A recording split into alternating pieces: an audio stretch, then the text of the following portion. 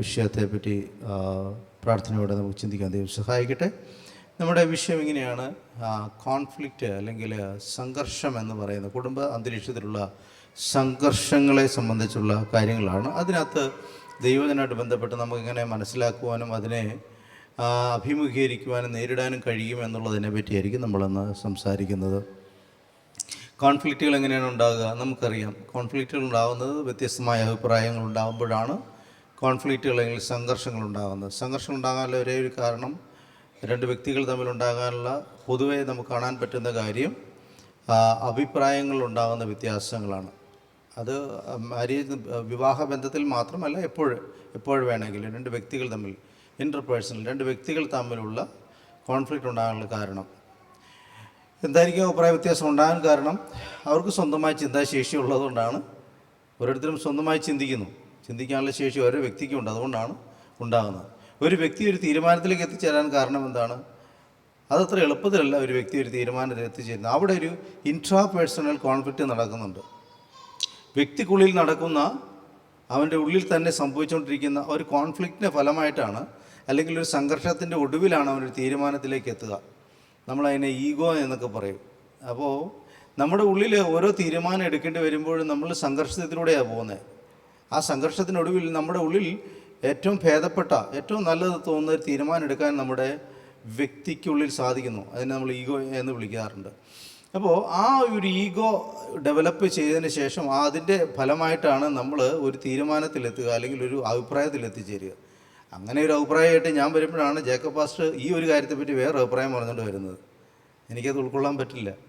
കാരണം ഞാൻ വളരെ കഷ്ടപ്പെട്ടിട്ട് ആണ് ഒരു തീരുമാനത്തിലെത്തിയത്. അപ്പോഴാണ് വേറെ അഭിപ്രായമായിട്ട് വരിക. എനിക്കത് ഉൾക്കൊള്ളാൻ കഴിയില്ല. സ്വാഭാവികമായ പ്രക്രിയയാണ്. ഇനി അതിനെയൊക്കെ മറികടക്കണമെങ്കിൽ എങ്ങനെ ചെയ്യാൻ പറ്റുമെന്നുള്ളതാണ് നമ്മൾ ചിന്തിക്കേണ്ടതായിട്ടുള്ളത്. അപ്പോൾ ഓരോ വ്യക്തിയും എടുക്കുന്ന തീരുമാനങ്ങൾക്ക് അതിൻ്റേതായ കാരണങ്ങളുണ്ട്, അവരുടെ മനസ്സിലാക്കലുണ്ട്. അത് ആഴമായ പഠനമാണ്. നമുക്ക് ഒറ്റയടിക്കിങ്ങനെ പറഞ്ഞു തീർക്കാൻ കഴിയില്ല. എന്നാൽ ഇത്രത്തോളം മനസ്സിലാക്കാൻ നമുക്ക് കഴിയും. നമ്മൾ എടുക്കുന്ന തീരുമാനം നമ്മുടെ തീരുമാനമാണ്. നമ്മുടേതായ സ്ട്രഗിൾസിനകത്ത് നമ്മുടെ കഷ്ടപ്പാട് കൊണ്ട് തന്നെ എടുക്കുന്ന തീരുമാനമാണത്. അപ്പോൾ അതുകൊണ്ട് അഭിപ്രായ വ്യത്യാസങ്ങൾ ഉണ്ടാകുക രണ്ട് മനുഷ്യർ കൂടുന്നിടത്തുണ്ടാകാൻ സാധ്യതയുള്ളൊരു കാര്യമാണ്. അത് കുടുംബമാകട്ടെ, സമൂഹമാകട്ടെ, സഭയാകട്ടെ, എന്ത് സംവിധാനമാകട്ടെ, അവിടെയെല്ലാം അഭിപ്രായങ്ങൾക്ക് വ്യത്യാസം ഉണ്ടാകുകയും സംഘർഷങ്ങൾ രൂപപ്പെടാൻ സാധ്യതയുണ്ട് എന്നുള്ളതാണ്. ബൈബിളിലൊക്കെ നമ്മൾ നോക്കി കഴിഞ്ഞാൽ ആദ്യത്തെ കുടുംബത്തിൽ തന്നെ അഭിപ്രായ വ്യത്യാസങ്ങളുടെ ഒരു ശ്രേണി കാണാൻ കഴിയും. അത് ചെറുതായിട്ടൊന്നുമല്ല അവസാനിക്കുന്നത്. അവസാനം കൊല്ലുക തന്നെയാണ് ചെയ്യുന്നത്. ആ സംഘർഷങ്ങളുടെ ഒടുവിൽ അതാണ് സംഭവിക്കുന്നത്. ആദാമിൻ്റെ കുടുംബത്തിലാണ് സംഭവം ആരംഭിക്കുന്നത്. കാര്യം, അന്നത്തെ കുടുംബത്തിലെ പ്രധാനപ്പെട്ട ഒരു തീരുമാനം എടുക്കേണ്ടി വന്നപ്പോൾ അത് ഹവ്വ തന്നെ തീരുമാനമെടുത്തു. ഹവ്വയുടെ തീരുമാനത്തോട് ആദം യോജിച്ചു. കുഴപ്പമില്ല എന്നൊക്കെ വിചാരിച്ചു. കുറച്ച് കഴിഞ്ഞപ്പോഴേ ചോദ്യം വന്നപ്പോൾ ആദം നേരെ തിരിഞ്ഞു. നീ തന്ന ഭാര്യയാണ് ഈ കുഴപ്പത്തിന് കാരണക്കാരി എന്ന് അദ്ദേഹം നേരെ തിരിഞ്ഞു. അങ്ങനെ അദ്ദേഹം ആ വിഷയത്തിൽ നിന്ന് ഒഴിഞ്ഞു മാറാൻ ശ്രമിച്ചു. അപ്പോൾ തന്നെ കോൺഫ്ലിക്റ്റ് ആയി കാണും, അവരുടെ ഇടയിൽ അഭിപ്രായ വ്യത്യാസമായി കാണും. ഏതായാലും ആ അഭിപ്രായ വ്യത്യാസങ്ങൾ തുടരുകയാണ്. നഷ്ടമായിട്ട് സംഭവിച്ചത് അവരുടെ ദൈവിക നന്മകളിൽ നിന്ന് പുറത്തേക്ക് പോകേണ്ടി വന്നു. ദൈവത്തിൻ്റെ അനുഗ്രഹങ്ങളിൽ നിന്ന് പുറത്തേക്ക് പോകേണ്ടി വന്നു. ദൈവിക സാമീപ്യത്തിൽ നിന്ന് അവർ അകന്നു പോകേണ്ടത് പാപം എന്ന് പറയുന്ന ഒരു അനുഭവത്തിലൂടെ അവർ കടന്നു പോകുന്നു. പിന്നെ അതങ്ങ് തുടരുകയാണ്. ആ കുടുംബ അന്തരീക്ഷത്തിനകത്ത് ഇതിൻ്റെ തേർവാഴ്ച തുടരുകയാണ്. എന്നാ നമ്മൾ കാണുന്നത് അവിടെ പിന്നീട് കാണുന്നത് ഈ മക്കൾ തമ്മിലുള്ള ഭിന്നത മറന്നേക്ക് പുറത്തു വരുന്നു. അവർക്കിടയിൽ പ്രശ്നങ്ങളുണ്ടാവുന്നു. ഒരു മകൻ മറ്റൊരു മകനെ കൊല്ലുന്നു. ഇങ്ങനെയാണ് കാര്യങ്ങളുടെ ഒരു ഗതി. അപ്പോൾ കുടുംബാന്തരീക്ഷത്തിലുള്ള കോൺഫ്ലിക്റ്റുകൾ എന്ന് പറയുന്നത് ആദ്യത്തെ കുടുംബം മുതൽ ഉണ്ട് എന്ന് നമ്മൾ മനസ്സിലാക്കുക. അത് തുടരുന്നൊരു പ്രക്രിയയാണ്. അതിന് മറ്റു കാരണമൊന്നുമില്ല. അത് അഭിപ്രായങ്ങൾ വ്യത്യസ്തമായി എടുക്കാനുള്ള ശേഷിയും കാണാനുള്ള മനുഷ്യൻ്റെ യുണീക്കായുള്ള കപ്പാസിറ്റിയുമാണ് അതിൻ്റെ കാരണം. അപ്പോൾ അങ്ങനെ ഈ കുടുംബത്തിലത്തെയാണ് സിബ്ലിംഗ് റിവൽറി ആരംഭിക്കുന്നത്. അതായത് ഈ സഹോദരങ്ങൾക്കിടയിലുള്ള വഴക്കുണ്ടാവാറുണ്ട്. അതൊരു വലിയൊരു പ്രഹേളിയാണ്. ഒരു കുഞ്ഞുള്ളിടത്ത് അങ്ങനെ സംഭവിക്കില്ല. രണ്ട് മക്കളുടെ ചിലപ്പം വഴക്കുകളുടെ സാധ്യതയുണ്ട്. അത് പേരൻസിൻ്റെ ഒരു ഉത്തരവാദിത്തമാണ് ചെയ്യുക.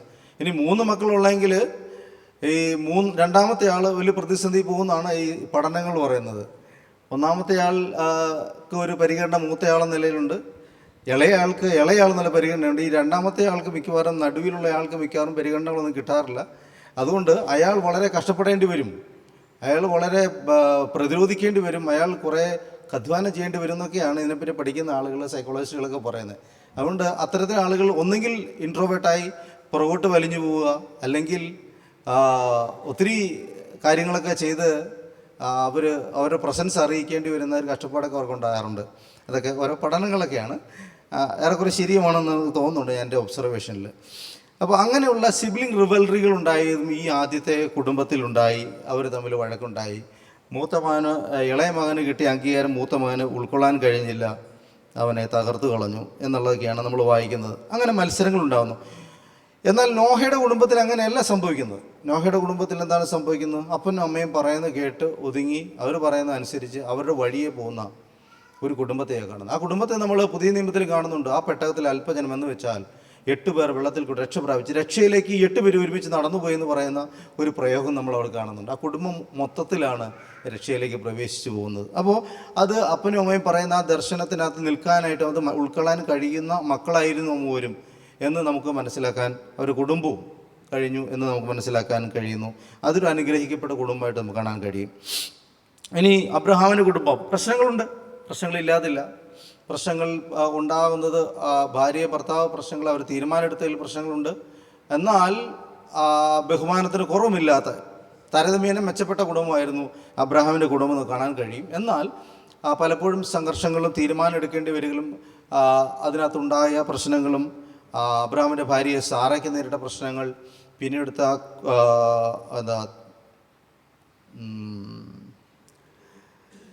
ദാസിയുടെ മകനുണ്ടായപ്പോണ്ടായ പ്രതിസന്ധികൾ, ഇങ്ങനെയുള്ള കാര്യങ്ങളെല്ലാം ആ കുടുംബത്തിനകത്തും അസ്വസ്ഥതകൾ ഉണ്ടാക്കിയിട്ടുണ്ട്.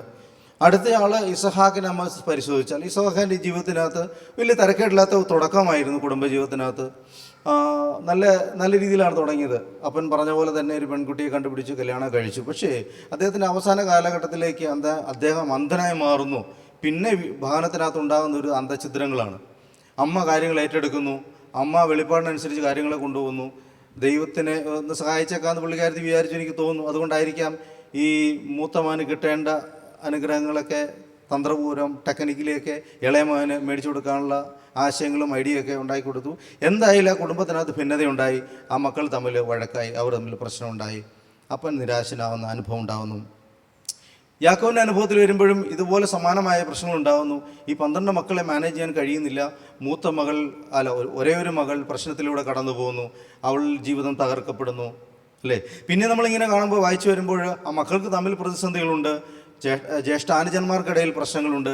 അതിലൊരു മകന് പ്രത്യേക പരിഗണന കൊടുക്കുന്നു, യോസെഫിന്. അവൻ കുറേ കൂടെ സത്യസന്ധനും അപ്പന് കാര്യങ്ങൾ പറഞ്ഞു കൊടുക്കുന്ന ആളെന്ന നിലയിൽ പുള്ളിക്ക് പ്രത്യേക പരിഗണനകൾ കൊടുക്കുന്ന വഴി മറ്റുള്ളവർക്ക് ഇദ്ദേഹത്തോട് വെറുപ്പുണ്ടാകുന്നു, ദേഷ്യവും വൈരാഗ്യവും ഉണ്ടാകുന്നു, അവനെ വിറ്റുകളയുന്നു. ആ കുടുംബത്തിൻ്റെ ബാലൻസിങ്ങിന് പ്രശ്നമുണ്ടെന്ന് നമ്മൾ വായിച്ചാൽ നമുക്ക് മനസ്സിലാവും. അപ്പോൾ ഇങ്ങനെ കുടുംബ പ്രശ്നങ്ങൾ ബൈബിളിനകത്ത് പല രീതിയിൽ നമുക്ക് പിന്നെയും വായിച്ചാലുണ്ടാവും. എന്നാൽ കുടുംബത്തെപ്പറ്റി വളരെ കരുതിയ ആളാണ് യോബ് തൻ്റെ മക്കൾ പാപം ചെയ്യുമോ എന്ന് വിചാരിച്ച് അവർക്ക് വേണ്ടി യാഗം കഴിച്ച ആളായിരുന്നു. എന്നിട്ടും പ്രശ്നങ്ങളുണ്ടായി, പ്രതിസന്ധികളുണ്ടായി, അവർ നഷ്ടപ്പെട്ടു പോകുന്ന അനുഭവങ്ങളുണ്ടായി. പിന്നീട് അനുഗ്രഹിക്കപ്പെട്ട കുടുംബം യോബിന് ലഭിക്കുന്നു. ഇന്നിത്യാദി കാര്യങ്ങൾ നമ്മൾ വചനം വായിച്ചാൽ ധാരാളം കാര്യങ്ങൾ കുടുംബത്തെ സംബന്ധിച്ച് മനസ്സിലാവും. എന്തുകൊണ്ടാണ് ഇങ്ങനെ പറയാൻ കാരണം? ഇത് ദൈവത്തിൻ്റെ നിർമ്മിതിയാണത്. ദൈവം മനുഷ്യനിൽ വെച്ചിരിക്കുന്ന ഒരു നിർമ്മിതിയാണ്. അതുകൊണ്ടാണ് വചനം ഇത്രത്തോളം ഈ കാര്യത്തെ ഇത്രത്തോളം കൃത്യമായി പറയുന്നത്. നാം പുതിയ നിയമത്തിൽ ഇങ്ങനെ വായിക്കുന്നത്, ഭൂമിയിലെ സ്വർഗത്തിലെ ഭൂമിയിലെ സകല കുടുംബങ്ങളിൽ പേരുവാൻ കാരണമായ പിതാവിനെ എന്നൊക്കെ വായിക്കുന്നത്. അപ്പോൾ കുടുംബങ്ങളെ പറ്റിയുള്ള കൺസേൺ ദൈവത്തിന് വളരെ പ്രധാനമാണ്. അത് നമ്മൾ മനസ്സിലാക്കേണ്ടതായിട്ടുണ്ട്. അതുകൊണ്ടാണ് നമ്മൾ ഇതിനെപ്പറ്റി ഗാഢമായി ചിന്തിക്കുകയും മനസ്സിലാക്കുകയും ചെയ്യേണ്ടി വരുന്നത്. നോക്കുക, ഇത് വചനത്തിൽ കാണുന്ന ട്രഡീഷണൽ കുടുംബ സംവിധാനം. പക്ഷേ ഇന്ന് നമ്മൾ ജീവിക്കുന്ന ഉത്തരാധുനിക ജീവിതം, ആധുനിക കാലഘട്ടം കഴിഞ്ഞു ഉത്തരാധുനിക പോസ്റ്റ് മോഡേൺ എന്നൊക്കെ നമ്മൾ വിളിക്കുന്ന കാലഘട്ടത്തിലാണ്. ഈ ഉത്തരാധുനിക കാലഘട്ടത്തിൽ കുടുംബ സംവിധാനം എങ്ങനെയാണ് നിലനിൽക്കുന്നത്? അതൊരു വലിയ ചോദ്യമാണ്. ഈ ഉത്തരാധുനിക കാലഘട്ടത്തിൻ്റെ പ്രത്യേകത, ആധുനിക കാലഘട്ടത്തിൽ വ്യത്യസ്തമാണ് കുടുംബത്തിൻ്റെ ബന്ധങ്ങളുടെ പ്രത്യേകത. ആധുനിക കാലഘട്ടത്തിൽ പുരുഷൻ ബ്രെഡ് ഏണറും സ്ത്രീ ഹോം മേക്കറുമായിരുന്നു. അതൊരു 1960 വരെയുള്ള കാലഘട്ടത്തെയാണ് നമ്മൾ അങ്ങനെ വിളിക്കുക. അതിനുശേഷം നാം കാണുന്നത് ഈ സംവിധാനത്തിന് മാറ്റം വരുന്നു. സ്ത്രീ വിമോചനം യാഥാർത്ഥ്യമായി വരുന്നു. സ്ത്രീ എംപവർമെൻറ്റ്, സ്ത്രീകൾക്ക് പ്രാധാന്യം വരുന്നു. സ്ത്രീകൾ ആധിപത്യത്തിലേക്കും അധികാരത്തിലേക്കും വരുന്നു, തിരഞ്ഞെടുക്കപ്പെടുന്നു, ഉത്തരവാദിത്തങ്ങളിലേക്ക് വരുന്നു, ബ്രെഡ് ഏണറായി മാറുന്നു, ജോലി ചെയ്യുന്നു. അങ്ങനെ വന്നു കഴിഞ്ഞപ്പോൾ ഈ ഒരു കുടുംബ സംവിധാനത്തിന് മാറ്റം വന്നു കഴിഞ്ഞു. ആണും പെണ്ണും ഒരുപോലെ പണം ശേഖരിക്കുന്നവരായി ജീവിതം ഉണ്ടാക്കുന്നവരായി മാറുന്നതുകൊണ്ട് എനിക്ക് ആരെയും ഡിപ്പെൻഡ് ചെയ്യേണ്ടതില്ല എന്നുള്ള ബോധം ഭർത്താവിലും ഭാര്യയിലും ഉണ്ടാകുന്നു, അതോടൊപ്പം മക്കളിലും ഉണ്ടായി തുടങ്ങി. ഇതാണ് ഈ കാലഘട്ടത്തിൻ്റെ ഈ സ്വഭാവം എന്ന് പറയുന്നത്. അപ്പോൾ ഈ കുടുംബത്തിൻ്റെ കേന്ദ്രീകൃത ബിന്ദുവായി നേരത്തെ നിന്ന പിതാവ്, അപ്പൻ എന്ന് പറയുന്ന ആ കാര്യത്തിന് വീഴ്ച വരികയും ലോകത്തിലെ ഇന്ന് പ്രമുഖമായി കാണുന്ന പല രാഷ്ട്രങ്ങളിലും ഈ കുടുംബ സംവിധാനത്തിന് ഒത്തിരി പരാജയങ്ങൾ സംഭവിക്കുന്നതായിട്ട് നമ്മൾ കാണാൻ കഴിയുന്നുണ്ട്. അപ്പോൾ നമ്മൾ ജീവിക്കുന്ന ഈ കാലഘട്ടത്തിൽ നമ്മൾ സ്വീകരിക്കുന്ന ഈ കൾച്ചർ, സംസ്കാരം, നമ്മൾ കടന്നു പോയിക്കൊണ്ടിരിക്കുന്ന ഈ അനുഭവങ്ങളെല്ലാം നമ്മളെ പരമ്പരാഗത കുടുംബ സങ്കല്പങ്ങളിൽ നിന്ന് വ്യത്യസ്തമാണ്. അതുകൊണ്ട് തന്നെ നമുക്ക് വേറെ കാര്യം മനസ്സിലാക്കാൻ പറ്റും. ഡിവോഴ്സുകൾ വർദ്ധിക്കുന്ന ഒരു കാലഘട്ടത്തിലാണ് നമ്മൾ ജീവിക്കുന്നത്. ഡിവോഴ്സസ് വർദ്ധിക്കുന്നുണ്ട്. ആളുകൾ ഒരുമിച്ച് ജീവിക്കാൻ കഴിയില്ല എന്ന് പറഞ്ഞുകൊണ്ട് ഇല്ലാത്തത് മനസ്സിലാക്കിക്കൊണ്ട് മാറിപ്പോയി. കഴിഞ്ഞ ദിവസം എന്നോട് ഒരാൾ ഈ വിഷയത്തെപ്പറ്റി സംസാരിച്ചു. എന്നോട് ചോദിച്ചു, എന്താ ഡിവോഴ്സിനെ പറ്റിയുള്ള അഭിപ്രായം എന്നോട് ചോദിച്ചു. അപ്പോൾ ഇത്തരം ചോദ്യങ്ങൾ കൂടുതലായി ഉയർന്നു വരുന്നൊരു കാലഘട്ടത്തിൽ നമ്മൾ ജീവിക്കുന്നു. ഇവിടെ ഈ ഈക്വലായിട്ട് ആളുകൾ ഈക്വൽ ആണെന്ന് തോന്നുന്ന ഒരു അനുഭവത്തിലേക്ക് എത്തുന്നിടത്താണ് ഈ സംഭവങ്ങൾ ഉണ്ടാകുന്നത്, ഇത്തരം ഒഴിഞ്ഞുമാറലുകൾ ഉണ്ടാകുന്നത്. നിങ്ങൾ പഴയ ആളുകൾ പറഞ്ഞു കേട്ടോ, ഒരു നാഴിക്കകത്ത് ഇറങ്ങിയാലെന്ന് കേട്ടിട്ടില്ലേ? എന്ന് പറഞ്ഞാൽ ഒരേ അളവുള്ളത് ഒന്നും ഒരുമിച്ച് നിൽക്കാൻ പറ്റത്തില്ല. ആ ഒരു സംവിധാനം കൊണ്ടാണ് ഇത് മുന്നോട്ട് പോകാതെ പറ്റാതെ ഈ പിന്മാറിയേക്കാം എന്ന് വിചാരിക്കുന്ന ഘട്ടം. അപ്പോൾ അത്തരത്തിലുള്ള റോളുകൾ വ്യത്യസ്തമായി വരുന്നു. പണമുണ്ടാക്കാൻ കഴിയുമെന്ന് രണ്ടു കൂട്ടർക്കും, ആണിനും പെണ്ണിനും ബോധ്യപ്പെടുന്ന കാലഘട്ടത്തിൽ എത്തിക്കഴിഞ്ഞു. അതുകൊണ്ട് മറ്റൊരു കാര്യം എന്ന് പറയും, നമ്മുടെ അസംതൃപ്തികൾ തുറന്നു പറയാനുള്ള സ്വാതന്ത്ര്യം ഉണ്ടാകുന്നു. പഴയ കാലഘട്ടത്തിലെ പോലെയല്ല. പണ്ട് കാലഘട്ടത്തിൽ ഒരു ഭാര്യയ്ക്ക് ഭർത്താവിന് ഒക്കെ അസംതൃപ്തി കൊണ്ട് തുറന്നു പറയാൻ പറ്റില്ലായിരുന്നു. പറഞ്ഞു കഴിഞ്ഞാൽ കുടുംബക്കാരും നാട്ടുകാരും കൂടെ കൂടി നമ്മൾ അടിച്ചു ഒതുക്കും. ഇന്ന് അങ്ങനെ ഒരു സംവിധാനം ഇല്ല. താല്പര്യമില്ലെങ്കിൽ ശരി നിങ്ങൾ വിട്ടോ എന്ന് പറയുന്ന തരത്തിലേക്ക് നമ്മുടെ സാമൂഹ്യ അന്തരീക്ഷം മാറിക്കഴിഞ്ഞു. ഇതിൻ്റെയൊക്കെ കാരണം എന്ന് പറയുന്നത് നമ്മുടെ വളർച്ചയുടെ അല്ലെങ്കിൽ സമൂഹത്തിൻ്റെ മാറ്റങ്ങളുടെ ഭാഗമായിട്ട് നമ്മുടെ കുടുംബാന്തരീക്ഷത്തിൽ ഉണ്ടാകുന്ന കുറേ കാര്യങ്ങളാണ്. നേരത്തെയുള്ള വിവാഹത്തിൻ്റെ കാര്യങ്ങളിലൊക്കെ ഞാൻ സ്ഥിരമായി കേട്ടുള്ളൊരു പദപ്രയോഗമാണ്. വിവാഹം എന്ന് പറഞ്ഞു ചെയ്യുന്നത് ഒരു അഡ്ജസ്റ്റ്മെൻ്റാണ് എന്ന് പറയുന്നത് ഞാൻ കേട്ടിട്ടുണ്ട്. അഡ്ജസ്റ്റ്മെൻ്റാണ്. അപ്പോൾ ഞാൻ ആലോചിച്ചിട്ടുണ്ട്, ഈ അഡ്ജസ്റ്റ്മെൻറ്റ് ഇത് ആരെ അഡ്ജസ്റ്റ് ചെയ്യുന്നത്? ഞാൻ മൊത്തത്തിൽ നോക്കിയപ്പോൾ ഏറ്റവും കൂടുതൽ അഡ്ജസ്റ്റ് ചെയ്യുന്നത് സ്ത്രീ തന്നെയാണ് അഡ്ജസ്റ്റ് ചെയ്യേണ്ടി വരിക. പുരുഷൻ അഡ്ജസ്റ്റ്മെൻറ്റ് കുറവാണ്. അപ്പോൾ ഇതിനകത്ത് പൊതുവെ എന്നാൽ ഒരു 70-20% പുരുഷന്മാർ അഡ്ജസ്റ്റ് ചെയ്യേണ്ടി വരുന്നുണ്ടെന്ന് ഞാൻ ഒബ്സർവ് ചെയ്തിട്ടുണ്ട്. പക്ഷേ ഏറ്റവും കൂടുതൽ സ്ത്രീകളായിരിക്കും. ഇതിനകത്ത് ഞാൻ ശ്രദ്ധിച്ചത് രണ്ടുപേർ അഡ്ജസ്റ്റ്മെൻറ്റിൽ സാധാരണ നടക്കാറില്ല. ഒന്നെങ്കിൽ പുരുഷൻ അല്ലെങ്കിൽ സ്ത്രീ ഒരാൾ അഡ്ജസ്റ്റ്മെൻറ്റിന് വേണ്ടി വിട്ടുകൊടുക്കേണ്ടി വരുന്നുണ്ട്. ഇങ്ങനെ ഒരു സാഹചര്യം ആണ് സ്വാഭാവികമായിട്ട് നമ്മൾ കണ്ടെത്താൻ കഴിയുക. അപ്പോൾ ഇന്നത്തെ കാലത്ത് അങ്ങനെയല്ല സംഭവിക്കുക. അഡ്ജസ്റ്റ്മെൻറ്റിനേക്കാളുപരി ഒരു പക്ഷേ തുറന്നു പറയലുകളാണ് ഇന്നത്തെ ഒരു സ്വഭാവ രീതിയായിട്ട് ഞാൻ കണ്ടിട്ടുള്ളത്. തുറന്നു പറയുക, ഇഷ്ടക്കുറവുകൾ തുറന്നു പറയുക. അത് ഏത് ബന്ധങ്ങളിനകത്താണോ ഇഷ്ടക്കുറവുകൾ തുറന്നു പറയുക, താല്പര്യമില്ലാത്തത് തുറന്നു പറയുക, ആ മനസ്സിലാക്കലിലൂടെ മുന്നോട്ട് വീണ്ടും പണിയുക എന്നുള്ളതാണ്. ഇത്തരത്തിലുള്ള ഒരു കുടുംബാന്തരീക്ഷത്തിലാണ് നമ്മൾ ഈ കോൺഫ്ലിക്റ്റുകളെ കാണുന്നത്, അല്ലെങ്കിൽ സംഘർഷങ്ങളെ കാണുന്നത്. ഇന്ന് സംഘർഷങ്ങൾ കൂടുതലാണ്, പ്രശ്നങ്ങൾ കൂടുതലാണ്. കുടുംബം എന്ന് പറയുന്നതിൻ്റെ സ്റ്റെബിലിറ്റി വളരെ പ്രതിസന്ധിയിലാണ്. അതുകൊണ്ടാണ് മറ്റു രാജ്യങ്ങളിലൊക്കെ, ഈ ഡെവലപ്ഡ് അമേരിക്ക പോലെ രാജ്യങ്ങളിലൊക്കെ സിംഗിൾ പേരൻറ്റിങ് എന്ന് പറയുന്നൊരു സംഭവം ഉണ്ടാകുന്നത്.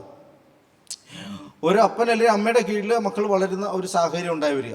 അത് ശരിക്കും കുഞ്ഞുങ്ങളെ സംബന്ധിച്ച് ഒത്തിരി പ്രയാസം ഉണ്ടാക്കുന്ന കാര്യമാണ് എന്ന് നമുക്കറിയാം.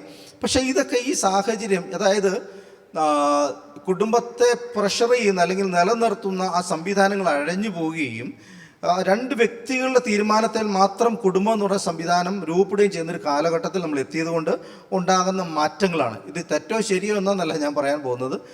അത് ഞാനങ്ങനെ വിലയിരുത്താൻ ഞങ്ങളെ പ്രോത്സാഹിപ്പിക്കുകയാണ് മനസ്സിലാക്കാനായിട്ട്. നോക്കുക, ഇതാണ് നമ്മളിന്ന് കാണുന്ന കുടുംബവും അതിൻ്റെ സംഘർഷങ്ങൾക്ക് ഒത്തിരി വകഭേദങ്ങളുണ്ട്. ചിലപ്പോൾ വഴക്കുകളാകാം, തമ്മിൽ അടികളാകാം, വിട്ടു പോകുന്നതാവാം, ഇങ്ങനെ ഒത്തിരി കാര്യങ്ങളുണ്ട്. ഞങ്ങളുടെ വേറൊരു ഒരു ഒരു ഒരു മെത്തേഡ് ഞാൻ കണ്ടിട്ടുള്ളത്, ചില സമയങ്ങളിൽ ചില കുടുംബങ്ങളിൽ പുരുഷന്മാർ അഡ്ജസ്റ്റ്മെൻറ്റിലേക്ക് വഴങ്ങുകയും, സ്ത്രീയല്ല പുരുഷന്മാർ വഴങ്ങുകയും അവരുടെ ആ വഴക്കത്തിന് ഫലമായിട്ട് സ്ത്രീ കൂടുതൽ റെസ്പോൺസിബിളായി മാറുകയും ചെയ്യുന്നൊരു ചിത്രം ഞാൻ കണ്ടിട്ടുണ്ട്. സ്ത്രീയുടെ മേലെ സകല ഉത്തരവാദിത്തങ്ങൾ വരികയും അവൾ ഈ ഭാരം മുഴുവൻ വഹിക്കുകയും ചെയ്യും, പുരുഷൻ വളരെ സ്വസ്ഥമായി മാറി നിന്ന് കാണുകയും ചെയ്യുന്ന സംവിധാനം ഞാൻ കണ്ടിട്ടുണ്ട്. അപ്പോൾ കുടുംബത്തിന് ഒരു സ്ഥായിയായ സ്വഭാവം എന്ന് പറയാനായിട്ട് എല്ലായിടത്തുമായ ഒരു സംവിധാനമില്ല.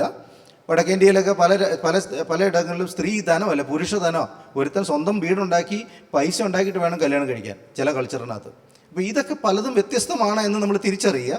നമ്മുടെ സംസ്കാരത്തിൽ എന്താണ് പ്രാധാന്യം എന്നാണ് നമുക്ക് ചിന്തിക്കാനും മനസ്സിലാക്കാനും കഴിയുന്നത്. നിങ്ങളെ ഒത്തിരി ഇത്തരം വിഷയങ്ങളിട്ട് ബോറടിപ്പിക്കുന്നില്ല, നമുക്ക് മുന്നോട്ട് പോകാം. ഞാൻ ഒന്ന് രണ്ട് കാര്യങ്ങൾ ഇതിനു വേണ്ടി സംസാരിക്കാൻ ആഗ്രഹിക്കും. ഒന്ന്, പൊതുവേ ഉള്ള കുടുംബം എന്ന് പറയുന്ന ആശയത്തെ മനസ്സിലായി. രണ്ട്, വചനം എന്ന് നമ്മളോട് പറയുന്നു എന്നതിനെ പറ്റി നമുക്കൊന്ന് വിശദീകരിക്കാൻ നോക്കാം. ഇത് പറഞ്ഞ് ഞാനിവിടെ അവസാനിപ്പിക്കാം. നോക്കുക, കുടുംബം എന്ന് പറയുന്നത് എന്താണ്? കുടുംബത്തെ പറ്റിയുള്ള ഒരു എങ്ങനെയാണ് കുടുംബം ഉണ്ടാകാൻ ആരംഭിക്കുന്നത്? മനുഷ്യൻ്റെ സ്വാഭാവിക ചോദനയാണ്, സ്വാഭാവിക ശേഷിയും ആഗ്രഹമാണ് ഇൻറ്റിമസി എന്ന് പറയുന്നത്. 20 വയസ്സ് മുതൽ ഒരു 30-45 വയസ്സ് വരെയുള്ള മനുഷ്യൻ്റെ സ്വാഭാവികമായ ആവശ്യമാണ് ഇൻറ്റിമസി. എനിക്ക് ഒരാളോട് ഇൻറ്റിമേറ്റ് ആയിരിക്കണം, ഒരാളുടെ ക്ലോസ് ആയിരിക്കണം. ഇതൊരു സ്വാഭാവിക ഒരു സൈക്കോളജിക്കൽ, ഒരു മനഃശാസ്ത്രപരമായിട്ടുള്ള ഒരു മനസ്സിൻ്റെ ആഗ്രഹമാണ്. എനിക്കൊരാളുണ്ടാവണം എൻ്റെ ഒപ്പം, എനിക്ക് എൻ്റെ ഒപ്പം എന്നെ സ്നേഹിക്കാൻ, എന്നെ കരുതാൻ, എനിക്ക് പറയാൻ, ഇങ്ങനെ ഇൻറ്റിമേറ്റ് ആയ ഒരു ബന്ധം ഉണ്ടാകണമെന്ന് ആഗ്രഹിക്കുന്ന ഒരു കാലഘട്ടമാണിത്. ആ കാലഘട്ടത്തിൽ മനുഷ്യൻ എടുക്കുന്ന തീരുമാനത്തിലെ ഏറ്റവും പ്രധാന തീരുമാനങ്ങൾ ഒന്നാണ് മാരേജ്, വിവാഹം എന്ന് പറയുന്നത്. അപ്പോൾ ഈ ഇൻറ്റിമസിക്ക് വേണ്ടിയുള്ള മനുഷ്യൻ്റെ ആഗ്രഹത്തിൽ ഇവൻ അല്ലെങ്കിൽ ഇവൾ വളരെ വ്യക്തതയോടും തീരുമാനത്തോടും ആഗ്രഹത്തോടുമാണ് ഒരു വിവാഹത്തെ സമീപിക്കുന്നത്.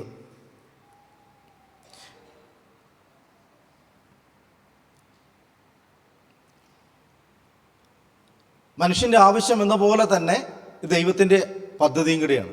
അങ്ങനെ നമ്മളതിനെ മനസ്സിലാക്കണം. കാരണം ഇത് എസ്റ്റാബ്ലിഷ് ചെയ്ത് ഇതിങ്ങനെ പോകുന്നത് ശരിയല്ല എന്ന് ആദ്യം കണ്ടത് ദൈവമാണ്. മനുഷ്യൻ ഏകനായിരിക്കും നന്നല്ല എന്ന് ആദ്യം മനസ്സിലാക്കുന്ന മനുഷ്യനല്ല, ദൈവമാണ്.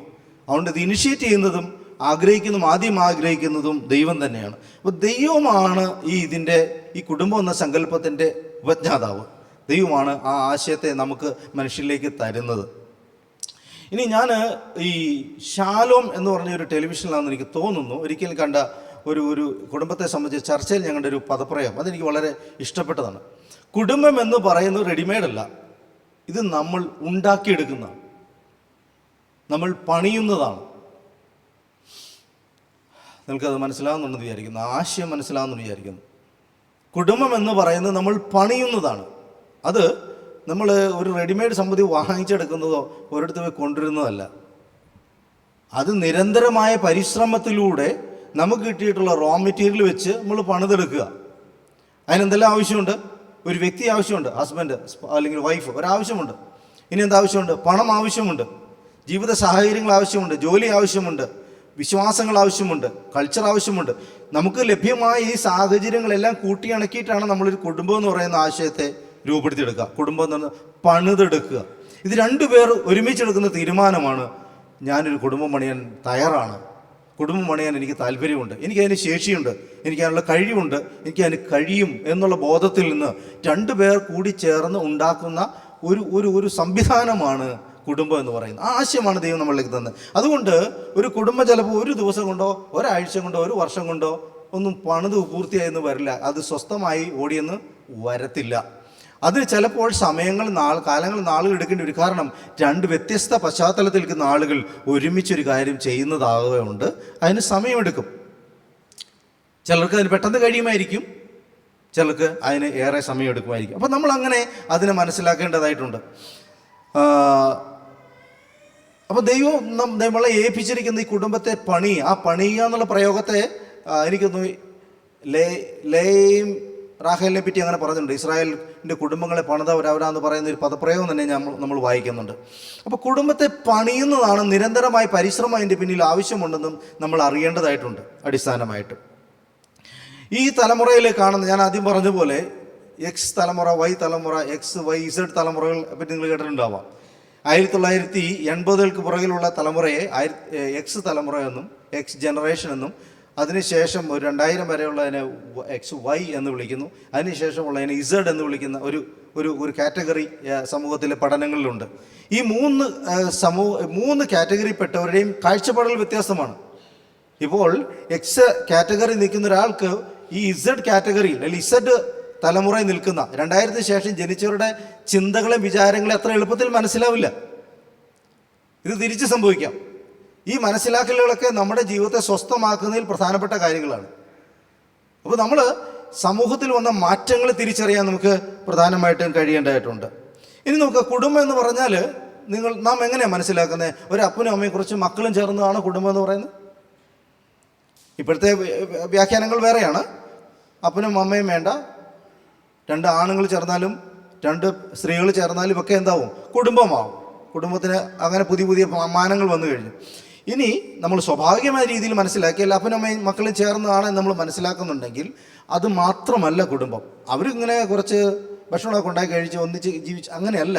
അതിനപ്പുറത്തേക്ക് ചില മാനങ്ങളുണ്ട്. അത് നമ്മൾ തിരിച്ചറിയേണ്ടതായിട്ടുണ്ട്. അതിനകത്ത് ധാർമ്മികമായ ചില പൊതു കാര്യങ്ങളുണ്ട്. എത്തിക്കൽ കൺസേൺസ് ഉണ്ട്. പൊതുവായി ഒരു കുടുംബമായി മാറുന്നതിന് അവർക്ക് പൊതുവായിട്ടുള്ള ഒരു ധാർമ്മിക കാഴ്ചയുണ്ടാവും. ഇതാണ് ശരി, ഇതാണ് തെറ്റെന്ന് മനസ്സിലാക്കുന്ന ഒരു പൊതു കാഴ്ചയുണ്ടാവും. ഈ കാര്യത്തോട് ഞങ്ങളുടെ സമീപനം ഇതാണ്, ഈ കാര്യത്തോട് ഞങ്ങളുടെ സമീപനം ഇതാണ്, ഇത് തെറ്റായും ഇത് ശരിയായിട്ടും ഞങ്ങൾ മനസ്സിലാക്കുന്നുവെന്ന് കുടുംബത്തിലെ സകല ആളുകൾക്കും ഒരുപോലെ മനസ്സിലാകുന്ന സംവിധാനത്തിലാണ് അത് കുടുംബമായിട്ട് നിലനിൽക്കുന്നുള്ളൂ. ഇല്ലെങ്കിൽ ഈ കുടുംബത്തിൽ തന്നെ രണ്ട് ഭാഗങ്ങളുണ്ടാവും. ഒരു തെറ്റും ഒരു ശരിയും ഉണ്ടായിക്കൊണ്ടിരിക്കും. ഇവർക്ക് ഒരിക്കലും ഒരുമിച്ച് നിൽക്കുവാനായിട്ട് കഴിയത്തില്ല. സാമൂഹികമായ ഒരു പശ്ചാത്തലമുണ്ട്. ആത്മീയമായ പൊതുധാരണയുണ്ട്. ഒരു കുടുംബമായി നിൽക്കണമെങ്കിൽ അവർക്ക് പൊതുവായ ആത്മീയ രൂപം ഉണ്ടാകണം. ഒരാൾ ഓർത്തഡോക്സിലോ, ഒരാൾ കത്തോലിക്കയിലോ, ഒരാൾ പെന്തക്കോസിലോ, ഒരാൾ CSIയിലും പോകുമ്പോൾ ഉണ്ടാകുന്ന പ്രശ്നം എന്തായിരിക്കും? ഇതായിരിക്കും അതിനകത്തുണ്ടാകുന്ന ആ കുടുംബത്തിൻ്റെ നിലനിൽപ്പിനെ ബാധിക്കും. ഒരാൾ ഹിന്ദുവും ഒരാൾ മുസ്ലിമായിട്ട് മാറിയാലോ അതിലും കൂടുതൽ കോംപ്ലിക്കേറ്റഡ് ആവും. ഇപ്പം നാം മനസ്സിലാക്കുന്നത് ആത്മീയമായ പൊതുവായ ഒരു ആശയം, സങ്കല്പം ആ കുടുംബത്തെ യോജിപ്പിക്കുന്നു. അപ്പോൾ പല കാര്യങ്ങൾ അനുകൂലമാണെങ്കിൽ ഇത് ഏതെങ്കിലും കാര്യങ്ങൾ നമുക്ക് എതിർപ്പാണെങ്കിൽ എന്തുണ്ടാവുന്നു? സംഘർഷം ഉണ്ടാവും. ഇവിടെ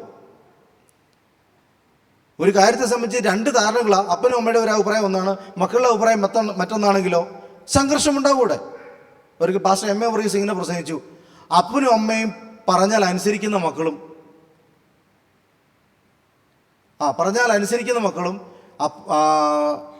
മക്കൾ പറഞ്ഞാൽ മനസ്സിലാകുന്ന അപ്പനും അമ്മയും ഞങ്ങളുടെ കുടുംബത്തിലുണ്ടെന്ന്. ഞാൻ പറയുന്നത് മനസ്സിലാകുന്നെന്ന് വിചാരിക്കുന്നു. മക്കൾ പറയുന്നത് അങ്ങനെ മനസ്സിലാക്കാൻ കഴിയുള്ള അപ്പനും അമ്മയും, അതുപോലെ തന്നെ അപ്പനും അമ്മയും പറയുന്നത് അനുസരിക്കാൻ കഴിവുള്ള മക്കളും. അതൊരു നല്ലൊരു കോമ്പിനേഷനായിട്ട് എനിക്ക് പലപ്പോഴും തോന്നിയിട്ടുണ്ട്. അപ്പോൾ ഈ 2 തരം അഭിപ്രായങ്ങൾ ഉണ്ടായാൽ തന്നെ സംഗതി കുടുംബത്തിൻ്റെ നിലനിൽപ്പിനെ അത് ബാധിച്ചുകൊണ്ടിരിക്കും, കോൺഫ്ലിക്റ്റുകൾ ഉണ്ടായിക്കൊണ്ടിരിക്കും. അപ്പം ഞാൻ പെട്ടെന്ന് പോകാം. അപ്പോൾ ഇത്തരത്തിലുള്ള പ്രതിസന്ധികൾ ഇതിനകത്ത് ധാരാളമായിട്ടുണ്ട്. അപ്പോൾ കുടുംബം എന്ന് പറയുന്നത് കേവലം ഒരുമിച്ചുള്ള കുറേ മനുഷ്യരുടെ ജീവിതം മാത്രമല്ല, പൊതുവായ ധാർമ്മിക ബോധം, പൊതുവായ ഒരു വിശ്വാസം, ഇങ്ങനെ ഒത്തിരി പൊതുവായ കാര്യങ്ങൾ ചേരുമ്പോഴാണ് നിലനിൽക്കുക. ഇതിലേതെങ്കിലും പൊതുവല്ലാതായി ഒരുമിച്ചല്ലാതായി വരുന്നിടത്ത് എന്തുണ്ടാവുന്നു? സംഘർഷത്തിന് സാധ്യത ഉണ്ടാവുന്നുണ്ട്. ഇനി മറ്റൊരു കാര്യം, കുടുംബം എന്ന് പറയുന്ന ആശയത്തിന് അല്ലെങ്കിൽ ഇതിൻ്റെ സംഘർഷത്തിന് വേറൊരു പ്രധാനപ്പെട്ട കാരണം എന്ന് പറയുന്നത് കുടുംബ നിർമ്മിതിയിൽ തന്നെ അതിൻ്റെ പ്രശ്നം ഉണ്ടാവും. നിങ്ങൾ തരം കുടുംബം ഉണ്ടാക്കാനാണ് ആഗ്രഹിച്ചത്? നല്ല സമ്പന്നമായൊരു കുടുംബത്തെ സ്വപ്നം കണ്ടാൽ നിങ്ങൾ ഉണ്ടാക്കിയെങ്കിൽ നിങ്ങൾക്ക് പ്രധാനമായിട്ടും ലക്ഷ്യം എന്തുണ്ടാക്കാനായിരിക്കും? പൈസ ഉണ്ടാക്കാനായിരിക്കും നിങ്ങളുടെ ആഗ്രഹം. പണത്തിന് വേണ്ടിയായിരിക്കും നിങ്ങൾ ആഗ്രഹിക്കുക. 2 പേരും പണം ഉണ്ടാക്കണം, ലക്ഷ്യങ്ങൾ മുഴുവൻ പണത്തിന് വേണ്ടിയായിരിക്കും. അതായിരിക്കും അതിൻ്റെ ലക്ഷ്യം എന്ന് പറയുന്നത്. നമ്മൾ ആഗ്രഹിക്കുന്ന അങ്ങനത്തെ ഒരു നല്ല വെൽത്തിയായ ഫാമിലി എനിക്ക് ഉണ്ടാവണം എന്നുള്ളതാണ്. ഇനി എനിക്ക് കൂടുതൽ മക്കളുള്ള വലിയൊരു ഫാമിലി ഉണ്ടാവണമെങ്കിൽ ആ 2 പേർക്കും അതിനുള്ള താല്പര്യങ്ങൾ ഉണ്ടാവണം. കൂടുതൽ മക്കളുണ്ടാവണമെന്ന് അപ്പനും താല്പര്യം വേണം, മക്കൾക്കുണ്ടാകണം. കഴിഞ്ഞ ദിവസം ഞാൻ കണ്ടു, 30 വർഷത്തെ ദാമ്പത്യത്തിനിടയിൽ 19 മക്കളുള്ള ഒരു കുടുംബത്തെ ഇങ്ങനെ നിരന്നു നിൽക്കുന്ന ഒരു പടം ഞാൻ കണ്ടു. അതൊരു കാഴ്ചയാണ്, ഉൾക്കാഴ്ചയാണ്. അവരെ സംബന്ധിച്ച് അവർക്ക് കിട്ടിയ ഒരു കാഴ്ചയാണ്. എൻ്റെ കുടുംബം ഇങ്ങനെ ആകണമെന്നുള്ള ബോധ്യത്തിൽ നിന്നുണ്ടാവുന്ന. അത് 2 പേർക്കുമായി യോജിച്ചാലേ അതങ്ങനെ ഉണ്ടാകാനായിട്ട് അത്തരം ഒരു കുടുംബത്തെ നിർമ്മിക്കാൻ കഴിയത്തുള്ളൂ. നോക്കുക, ഇങ്ങനെ നമുക്ക് പൊതുവായ ധാരണകൾ, കാഴ്ചകൾ പ്രധാനമാണ്. അത് എവിടെ ആരംഭിക്കുന്നു വെച്ച് കഴിഞ്ഞാൽ ആ പുതുധാരണ ആരംഭിക്കുന്നത് വിവാഹത്തിൻ്റെ ചോയ്സിൽ തന്നെ ആരംഭിക്കുന്നുണ്ടത്. എനിക്കൊരു ജോലിയൊക്കെ ചെയ്ത് സ്വന്തമായി കുറേ പണം ഉണ്ടാക്കണം, ഞാൻ ആ പണത്തിനെ കേന്ദ്രീകൃതമായ മാരേജിനെ പറ്റി ചിന്തിക്കണം. പണം കേന്ദ്രീകൃത മാരേജിനെ അല്ല, എനിക്ക് സാമൂഹികമായ രാഷ്ട്രീയ പിടിപാടിന് വേണ്ടിയാണെങ്കിൽ എൻ്റെ മാരേജിൻ്റെ ചോയ്സ് അങ്ങനെ ആയിരിക്കണം. അല്ല, എനിക്ക് ആത്മീയമായി വളരുന്ന ഒരു കുടുംബമോ ഒരു മിഷണറി കുടുംബമോ വേണമെന്നുണ്ടെങ്കിൽ ഞാൻ അങ്ങനെ ആഗ്രഹിക്കണം. ഈ ചോയ്സസ് എന്നത് വളരെ പ്രധാനമുണ്ട്.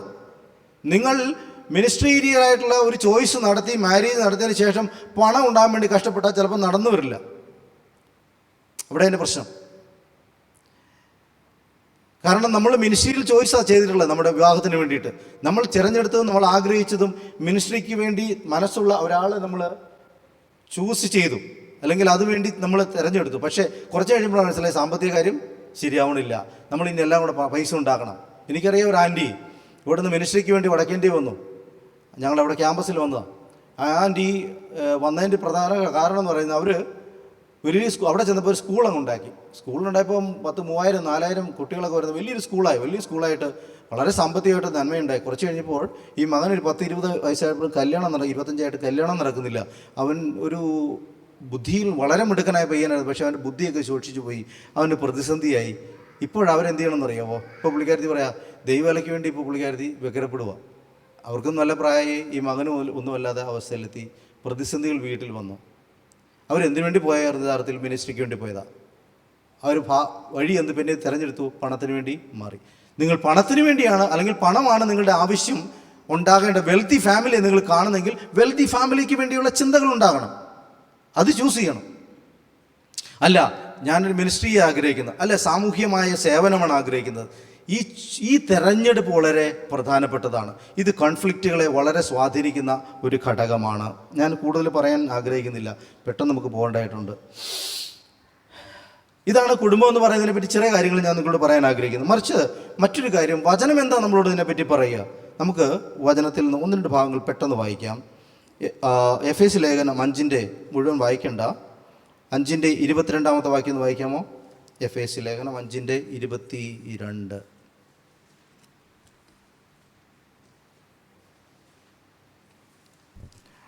ഞാൻ വായിക്കാം. ഭാര്യമാരെ കർത്താവിന് എന്ന പോലെ സ്വന്തം ഭർത്താക്കന്മാർക്ക് കീഴടങ്ങുവിൻ. 25. ഭർത്താക്കന്മാരെ ക്രിസ്തുവും സഭയെ സ്നേഹിച്ചതുപോലെ നിങ്ങളുടെ ഭാര്യമാരെ സ്നേഹിക്കുവിൻ. 6:1. മക്കളെ നിങ്ങളുടെ അമ്മയപ്പന്മാരെ കർത്താവിൽ അനുസരിക്കുവിൻ, അത് ന്യായമല്ലോ. 6:4. പിതാക്കന്മാരെ നിങ്ങളുടെ മക്കളെ കോപിപ്പിക്കാതെ കർത്താവിന്റെ ബാലശിക്ഷയിലും പത്യോപദേശത്തിലും പോറ്റി വളർത്തുവിൻ. 1 പത്രോസ് 3:1.